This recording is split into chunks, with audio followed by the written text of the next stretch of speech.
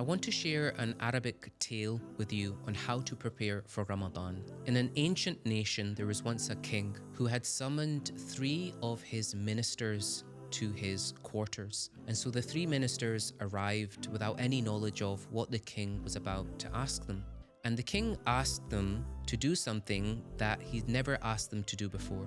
He asked them to go to the royal gardens and fill up a bag of fruits and vegetables and come back to him, showing him what they had selected. So the first minister went to the garden.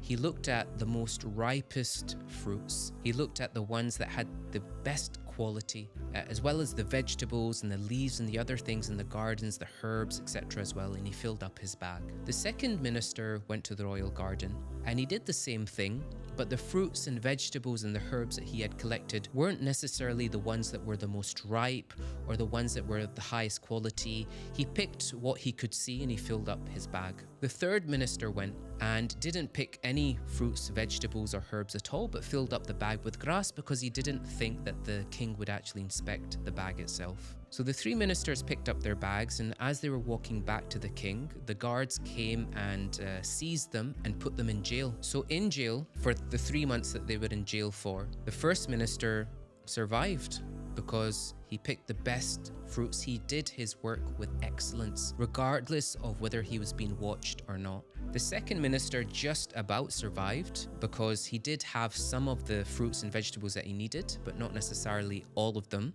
And the third one ended up being hospitalized because he never picked the right things for him at all. When we think about the month of Ramadan arriving, we think about this concept of what are we collecting for ourselves for the month of Ramadan itself.